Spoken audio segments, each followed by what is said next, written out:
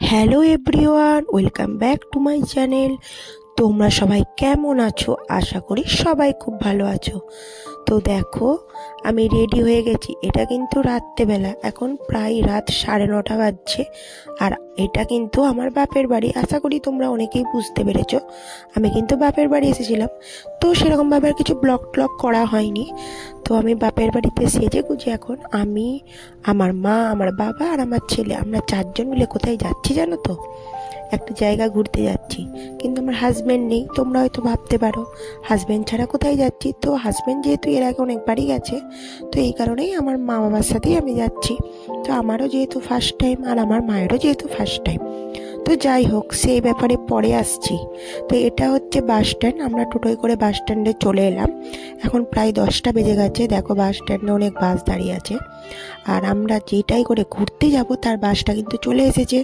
আর বাস ভর্তি লোক, আর আমরা লাগেজ নিয়ে এবার উঠে পড়ছি। তো আমরা বাসে করেই ঘুরতে যাব।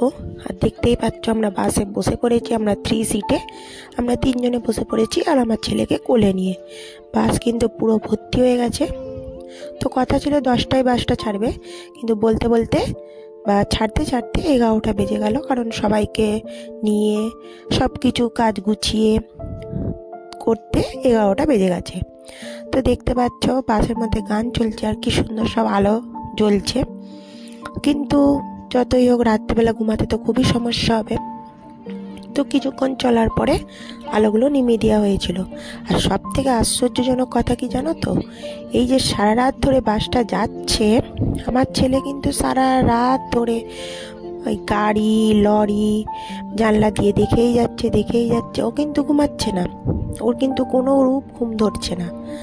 তো আমরা কিছুটা রাস্তা যাওয়ার পরে, মানে প্রায় 2-2-2:30টার সময় করে, আমাদের কিন্তু একটা ধাবাতে থেমেছিল বাসটা। তো সেখানে কিছু ব্লগ করা হয়নি। সবাই চাটা খেয়ে বাথরুম করে আবার বাসে উঠে পড়েছিল। আর আমাদের বাসটাও ছেড়ে দিয়েছিল।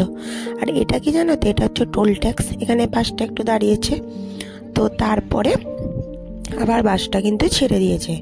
তো আবার কিছুক্ষণ পরে, মানে যখন ওই 3:30-4টে বাজে, তখন কিন্তু আবার একবার বাসটা একটা ধাবায় থেমেছিল। তো এরকম করতে করতে আমরা প্রায়, মানে যে গন্তব্যস্থলের প্রায় কাছাকাছি চলে এসেছি। তো আমরা প্রায় ভোর 5টা 15 নাগাদ সেই জায়গাতে পৌঁছে গেছি। তো তোমাদেরকে বলে দিই আমরা কোথায় এসেছি। এটা হচ্ছে দীঘা। তো দেখো, আমরা কিন্তু হোটেলে পৌঁছে গিয়েছিলাম। তো হোটেলটা তোমাদেরকে আর দেখানো হয়নি। তো যেহেতু একদিনের ব্যাপার, আজকে সারাদিন ঘুরেই আবার রাত্রে গাড়ি ছেড়ে দিবে, তো হোটেলটা তোমাদেরকে আর দেখানো হয়নি। তো হোটেল থেকে বেরিয়ে পড়েছি। আর এটা দেখতে পাচ্ছ, এটা হচ্ছে জাহাজ বাড়ি। মানে এই জায়গাটা তোমাদেরকে দেখাচ্ছি। এই দেখো, জাহাজের মতো দেখতে, এটা কিন্তু জাহাজ বাড়ি। ঠিক আছে, তার পাশ দিয়েই আমরা এবারে সকালবেলা যাচ্ছি সমুদ্রের সূর্য ওঠা দেখতে। তো তখন বাস থেকে নেমে পড়েছিলাম। তখন আমরা ব্রাশ ট্রাশ করে চাটা খেয়ে কিন্তু বেরিয়ে পড়েছিলাম।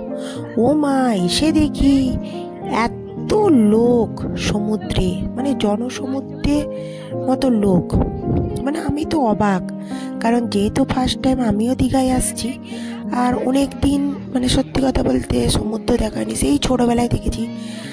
আর এত লোক দেখে আমি সত্যিই অবাক হয়ে গেছি যে এত লোক মানে সেই সময় এসেছে। সেই সময় প্রায় বলতে পারো যেহেতু তোমার জানুয়ারি মাস ছিল, তো 1লা জানুয়ারির সময় একটু ভিড়টাও ছিল। আর দেখতে পাচ্ছ তো সমুদ্রের ঢেউগুলো কেমন আসছে। আর বলতে বলতে সূর্য উঠে গেল এবং সূর্য দেখাও পেয়ে গেলাম। আর আমার কিন্তু জুতোটা পুরো ভিজে গেছে এই সমুদ্রের ঢেউতে। আমার কিন্তু খুব ভয় পাচ্ছিল।